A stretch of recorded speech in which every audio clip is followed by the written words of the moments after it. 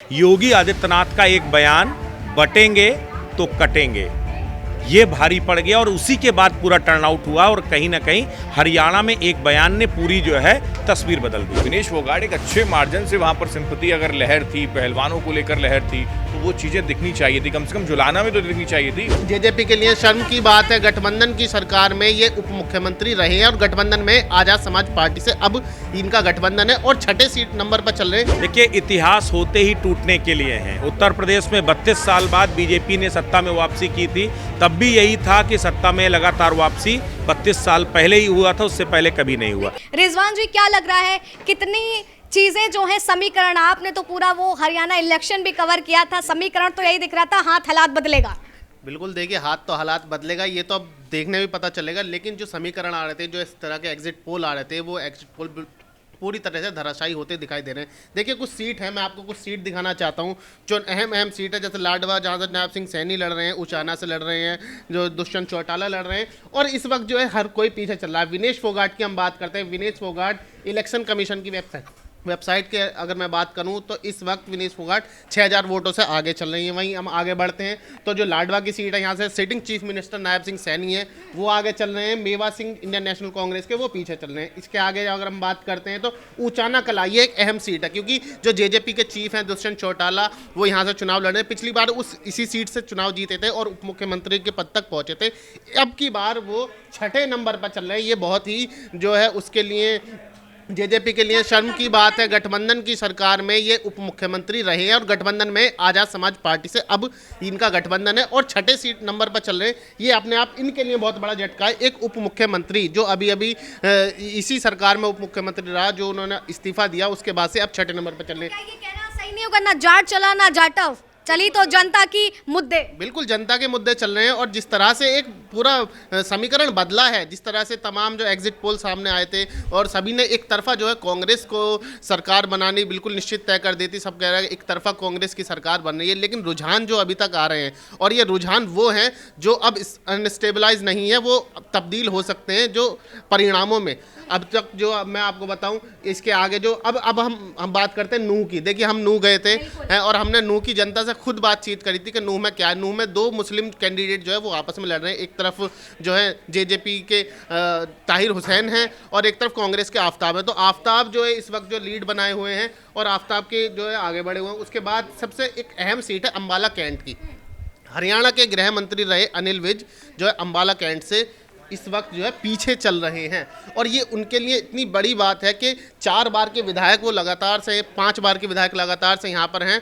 और हरियाणा में बीजेपी का जो गढ़ माना जाता है, वो हमेशा से ही इस सीट को माना जाता है। और इस सीट पर अगर अनिल विज पीछे चलते हैं तो कहीं ना कहीं हरियाणा में बीजेपी के लिए भी शक के सवाल है, एक बहुत बड़ा डेंट लगता है। उसके बाद से तमाम बड़ी बड़ी सीटें हैं, मैं आपको बताऊँ। लेकिन एक अहम सीट हिसार से बीजेपी से बागी हुई सावित्री जिंदल जो हैं इस वक्त निर्दलीय आगे चल रही हैं। अच्छा। उन्होंने सभी जो है वो कांग्रेस के हो, चाहे वो भारतीय जनता पार्टी हो, चाहे वो बीएसपी को, जितने भी गठबंधन है, एक निर्दलीय कैंडिडेट। कैसे देख रहे हैं शैलजा वाला मुद्दा जो सबसे ज्यादा बरकरार रहा है? हम लोग ने बदलाव रैली को भी कवर किया था और वहां पर हम लोग ने यही मुद्दा देखा था कि तमाम वो पोस्टर्स तो लगे थे, लेकिन कहीं पर भी शैलजा का पोस्टर नहीं था। ये जो पार्टी के अंदर आपसी रार देखी गई थी, तकरार देखी गई थी, ये कितना ज्यादा बदलाव की ओर ले गई?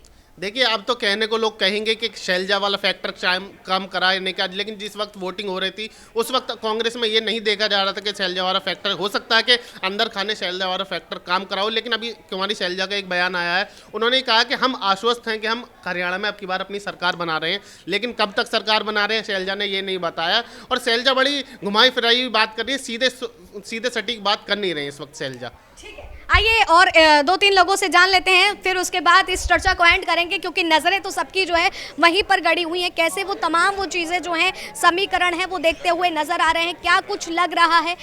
सर, आपसे सीधे जानना चाहेंगे, क्या समीकरण इस बार, हाथ हालात तो बदलते हुए फिलहाल अभी तक नज़र नहीं आ रहा है?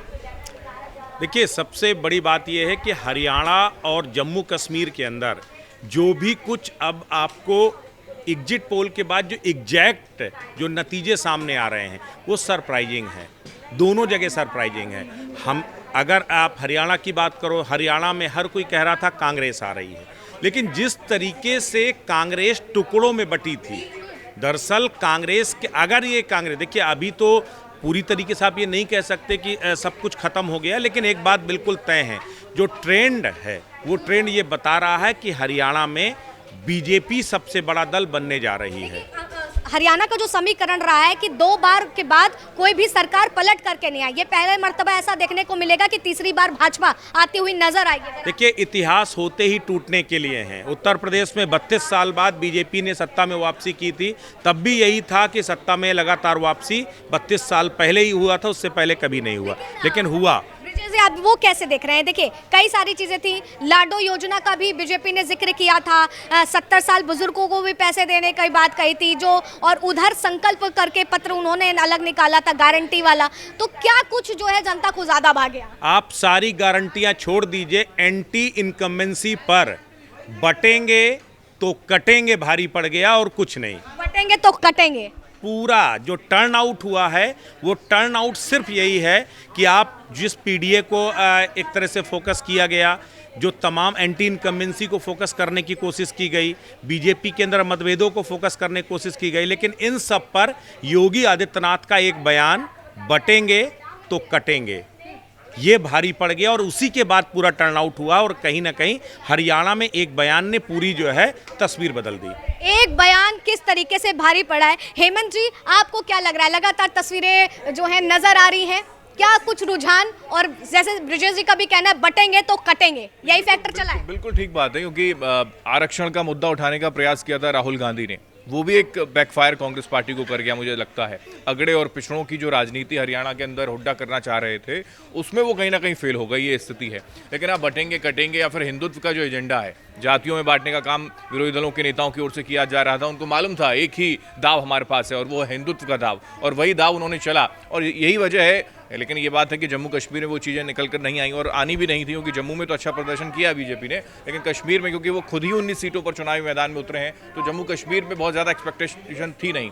लेकिन हरियाणा में अपने आप में बहुत महत्वपूर्ण हो जाता है कि बीजेपी पहली बार हैट्रिक लगाने जा रही है। लेकिन विनेश फोगाट का पीछे जाना, देखिए, एक बहुत बड़ा मुद्दा था, 6 महीने से का समय जंतर मंतर पर काटा, और क्या किस तरीके से महिलाओं के साथ में हो रही क्रूरता, वो तमाम बड़े बड़े मुद्दे उठाए थे, लेकिन हरियाणा में सब धराशायी, सब गौण हो गए। जवान किसान वाला जो एक कॉन्सेप्ट लेने का प्रयास कांग्रेस पार्टी करना चाहती थी, मुझे लगता है वो धराशायी हुआ, ये बात बिल्कुल ठीक है। विनेश फोगाट को सिंपैथी के साथ, लेकिन वो मार्जिन बहुत नहीं है। अभी आप देखेंगे 1200 वोटों से वो विनेश फोगाट आगे चल रही है, यानी कि फाइट वहाँ पर भी अभी है, क्योंकि बहुत बड़े कैंडिडेट उनके सामने उतारे नहीं गए। एयर इंडिया की अपना जो वहाँ जो काम वो कर रहे थे, वो छोड़कर, इंजीनियरिंग की छोड़कर वो जुलाना में चुनावी मैदान में विनेश फोगाट के से लड़ने के लिए पहुंचे।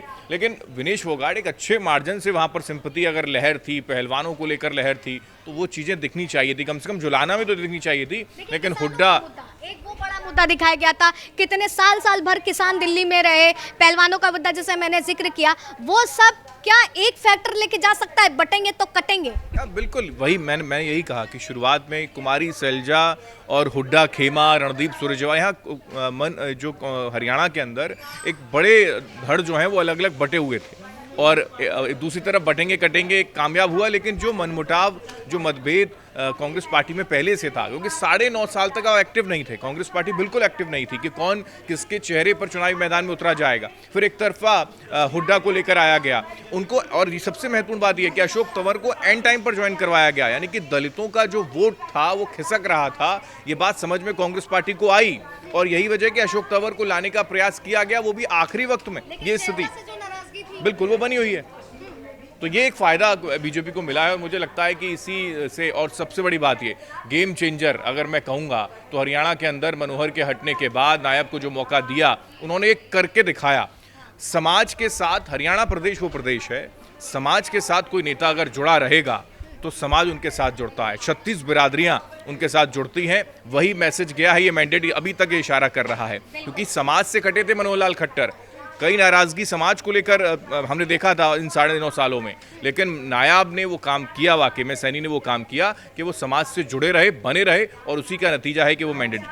निश्चित तौर पर नायाब का काम जो है पूरी तरीके से हरियाणा में नायाबी को छाता हुआ नजर आ रहा है, क्योंकि बीजेपी जो है अभी तक के जो फैसले हैं, रुझान है, उस हिसाब से अपनी सरकार बनाती हुई दिख रही है। और अगर ऐसा हुआ तो यकीनन हालात तो नहीं बदलते हुए दिखाई दिया, लेकिन बीजेपी ने अपना कमाल जो है, अपना फैक्टर जो है वो साफ तौर पर दिखा दिया। फिलहाल तब तक के लिए बने रहे लीडिंग भारत टीवी पर। वीडियो जर्नलिस्ट विनीत के साथ आस्था तिवारी।